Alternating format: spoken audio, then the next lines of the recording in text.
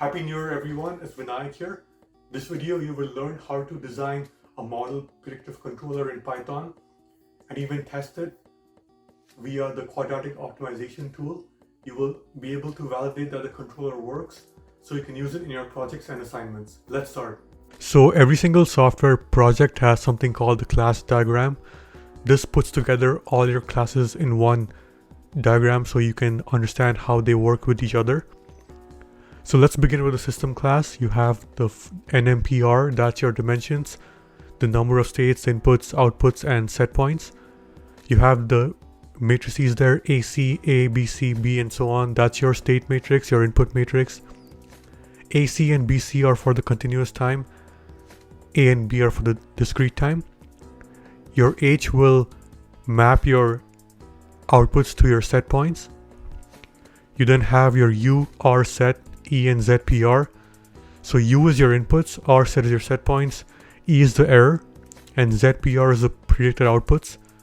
This is for the MPC controller. DT, X, Y, and Z are the discrete time, the states, the outputs, and the set points. Q, R are the weighting matrices on the MPC controller, and input limits is your dictionary object for the limits on your actuator inputs. Then you have two integer variables, num abs and num inc. So that's your number of absolute constraints and your number of incremental constraints. I've put it there because it'll be needed in designing the MPC controller. You have a few methods here, so update dimensions, update the continuous state model, update the initial conditions, because these can be input by yourself. Discretize DT, that's also input by you. Step symbol, perform one-time step simulation. You then have the update MPC parameters for Q and R. So you take in Q and R and then update the internal MPC model. And then you have updating constraints. So the constraint model is also a matrix vector representation. So that's why you will have to do it this way. The inputs are present because once again, you can define them. So you can actually define any system you want in this code and then perform this kind of analysis on it. So with that said, let's move on to the MPC Design Class.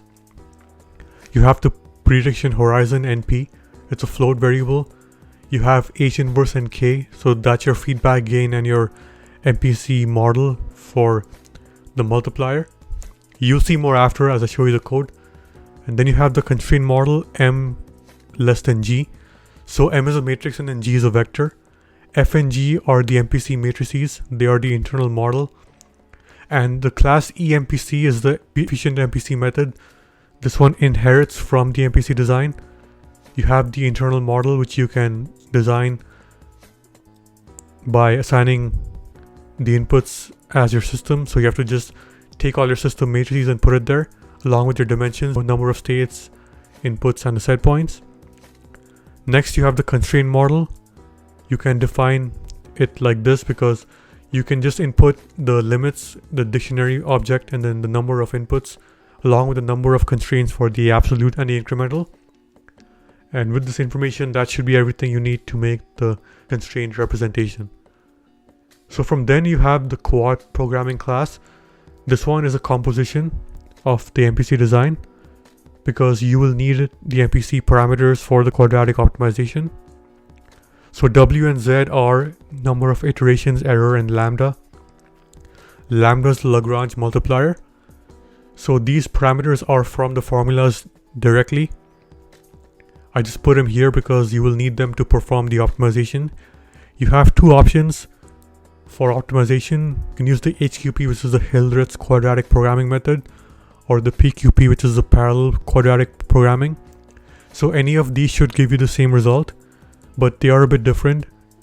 HQP is faster because it takes less iterations to converge, but the PQP can be useful because it is a simple operation. So with this class diagram, let's move on now to the actual code where I'll go over everything in detail. Alright, so we can now start with the code. Let's begin with the functions file. So initially I'm just importing everything I need to be able to use the function. So the first one I have is find stability. Now this one essentially you can input the feedback gain from the MPC as I've discussed before.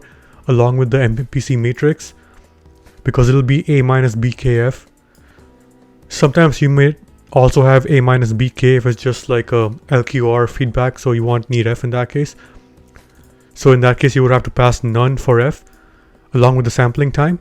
So this one just gets the real and the imaginary parts of the eigenvalues of the matrix of A, which is the open loop system. And same with the closed loop system here.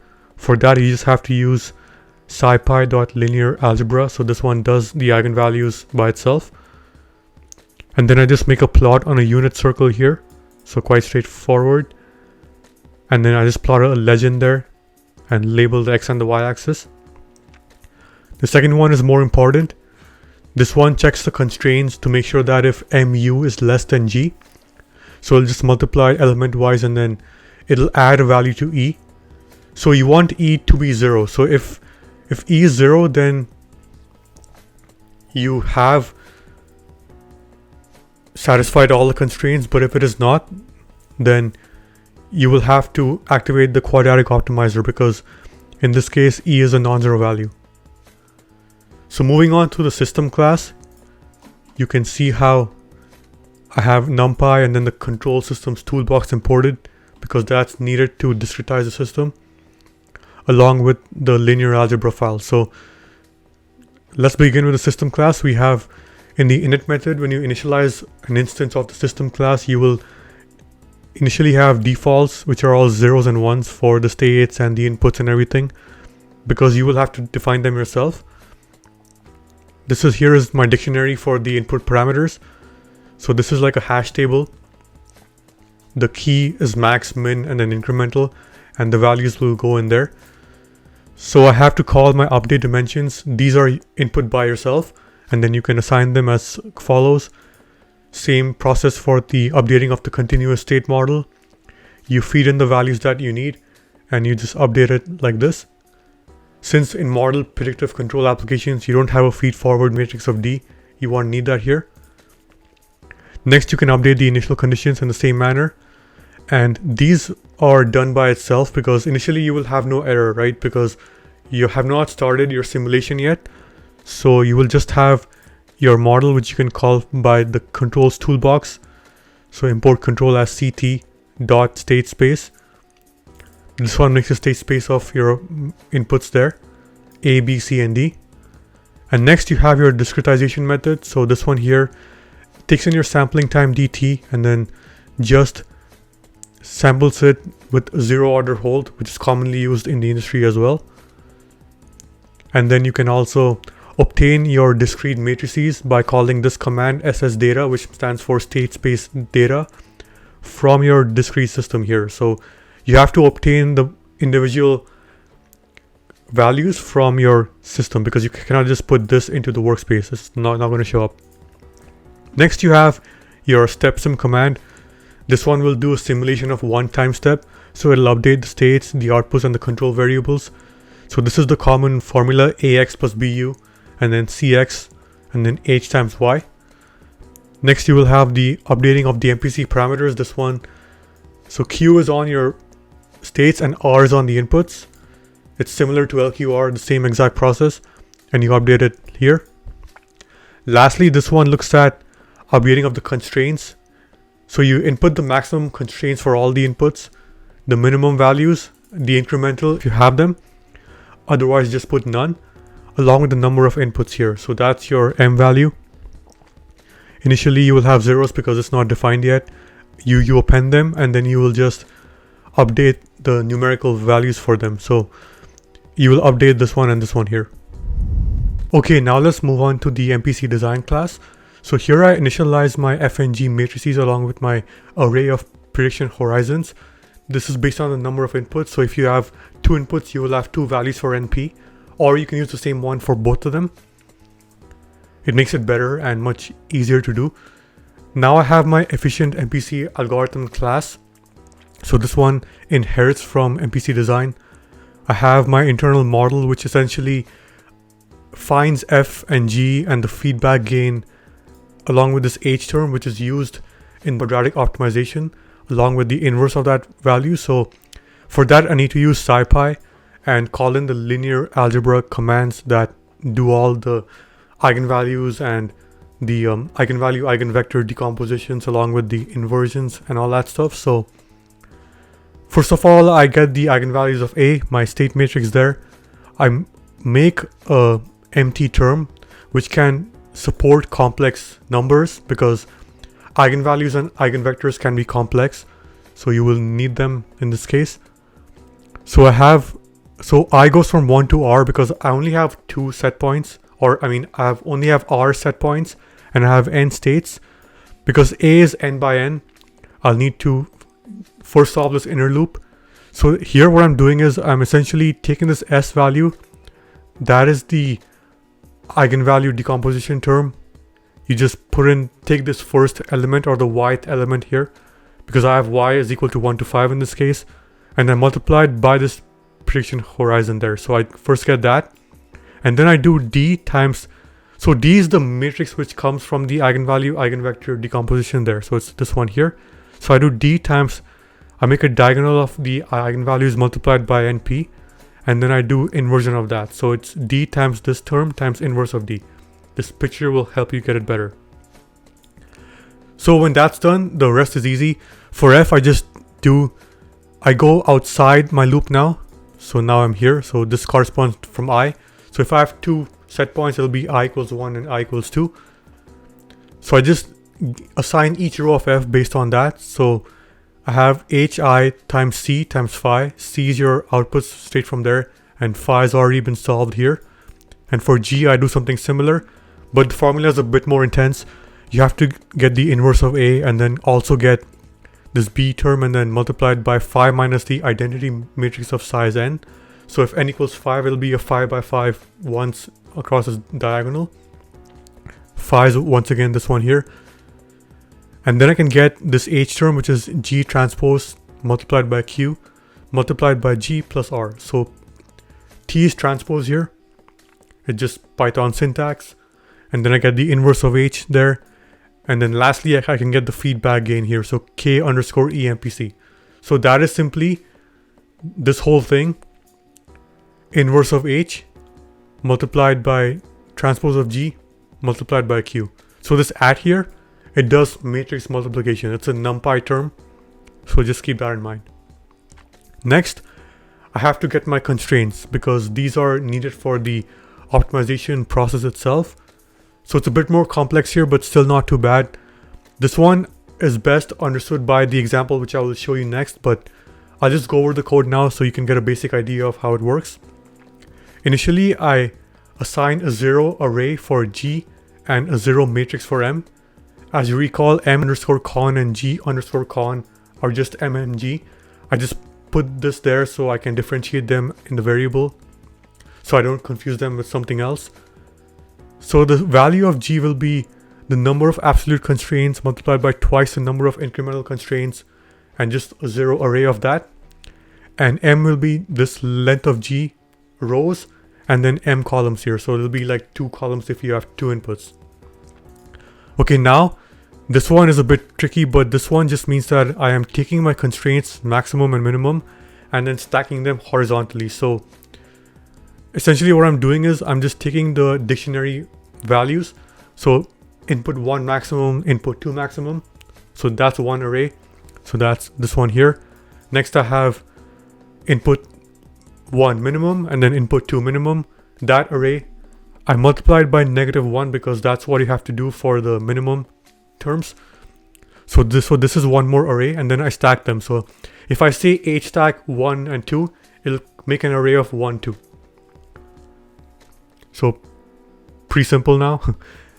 And if I do have incremental constraints, which you may or may not have based on your design, you can tile them like this. So I have to tile them because you may not have them every time, right? So in that case, you will have to put a conditional there because you don't want to waste code and then only call something that is needed. So once again, I add them like this, and then I multiply it by -1. So I multiplied those last rows by -1. So what this means that is, if I have 5 rows, so if numinc is equal to 5, it'll just take the last 5 rows of this array, or you could say last 5 elements.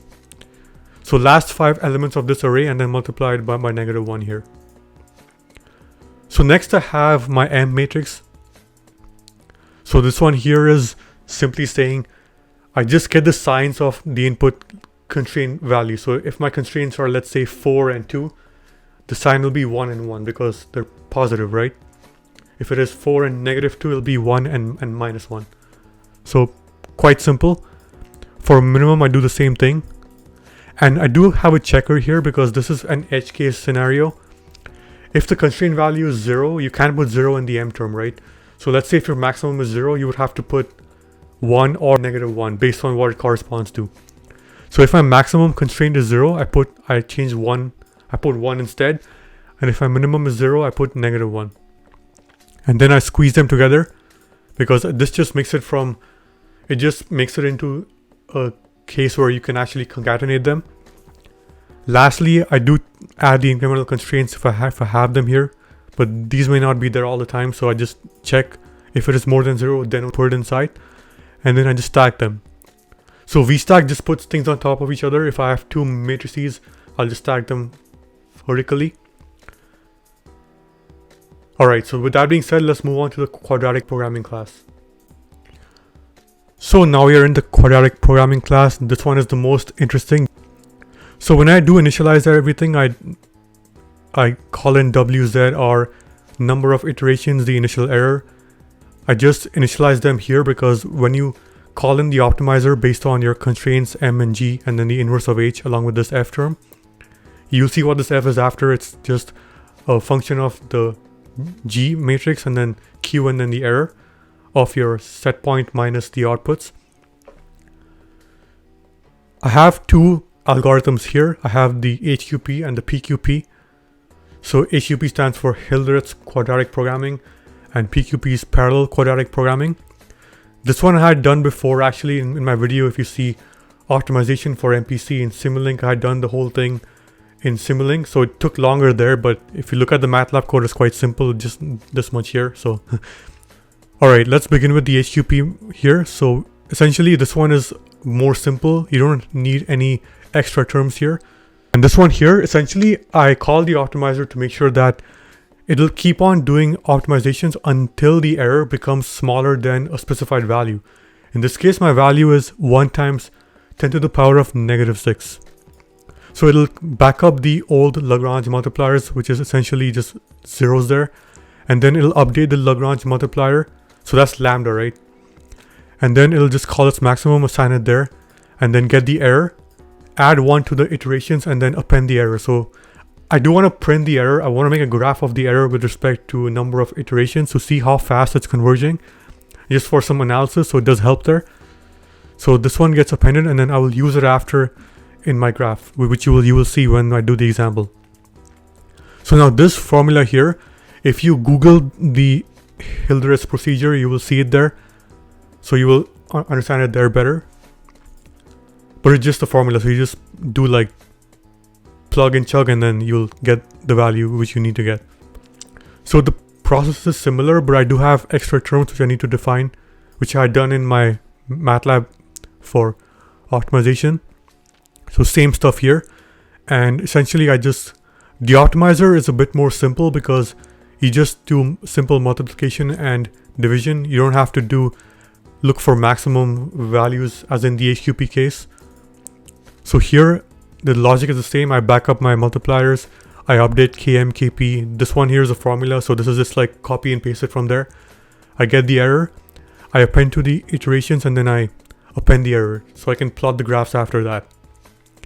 So you see how these lines in the HQP and in the PQP are the same. Okay, now let's move on to the fun part. Let's do an example here. So for my example, I have 5 states, 2 inputs, 5 outputs, and 2 set points. I call in S as my system instance here. I update its dimensions. I define my matrices A, B, C, and D in continuous time, because this will be given to you in most cases. I have my operating points, so my initial states.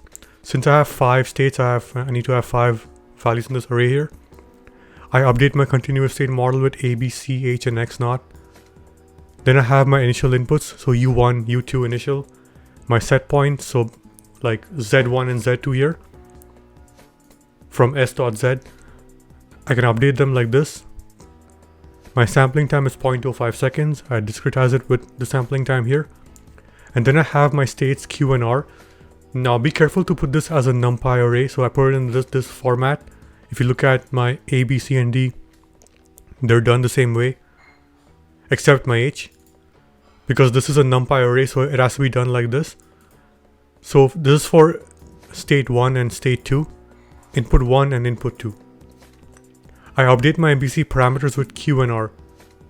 So if you don't put it in this format, you may have errors. So just change the value here to something. So let's say if you have 1 input, you just have to do 1 there. So that should be it. 3 inputs, then it'll be 1 0 0 0 4 9 0, and then just make another one here 0 0, and then the number you want to put for it. So let's get back to the example here, example case. For R, the logic is the same thing. Now I have my inputs 1 and 2 max and min values there. So U max and U min. So that's U1 max, U2 max, and then U1 min, U2 min. Please be careful to put it this way. Don't put, for example, U1 min up there, because then it'll mess up the optimization. So don't do that. Then I have my incremental inputs here for U1 and U2. If you don't have this, for now, just put none. For this one, I have U1 supposed to move only at 0.4 every 0.05 seconds. And U2 should only move 0.104 units per 0.05 seconds. So just keep, this is my example here, but you may have something different. Update my constraints with all this. Assign my prediction horizons for output 1 and 2, so NP1 and NP2. And then I have my eMPC there, so I just call in, I feed in my NP here, and then my system class instance was S, so I just say S.N, S.M, and S.R, states, inputs, and set points, and I put it there. Next, I call in my internal model here. So I just put the system class and I put everything inside here. So A, B, C, H, Q, R, N, M, and R. When I call in my constraints. So number of absolute constraints, number of incremental constraints, my input limit dictionary, and then the number of inputs. And then I just say flag 0 for the optimizer. And then I run a few iterations here. So here I just have 2 iterations. So, okay, let me go over this now. And you will not have to change anything in here except this one. Let this be as is here, because this is just doing what you have already defined. And these are like set in stone formulas. And even this one, the only thing you can change is this one here. So HUP, I have my first method here, but if you want the PQP, you could do that too. But please don't change anything else, all right? So like, don't change any of this, and also don't change any of this too, because these are the formulas which are very common for every system. Okay, so please keep that in mind. So here I get my predicted outputs, I get my error, I get my F term, so that's GQE, so G transpose times Q times E, and then I get my inputs. I check my inputs with the constraints to make sure that they satisfy them, and then I print it out too like this. If they don't satisfy for E is more than 0, because E is the return of this one here, which comes from the functions system if you don't remember. Okay, so then I get my optimizer, and then I get my constrained input there. So now this one you can choose, all right? The next iteration input there. So, all right, so let's me go over the output, and then I'll go over the plots here. So, all right, so for the first iteration, I have my unconstrained input, U1 and U2. It's way more than my limits of 0.4 and 0.8, right? So way more than that.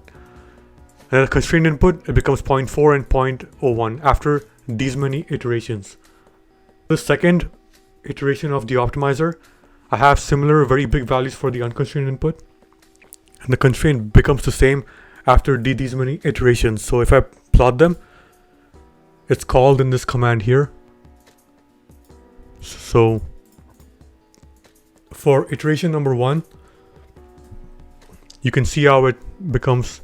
It does converge quickly, but it takes long because the value has to be less than 1 times 10 to the power of negative 6.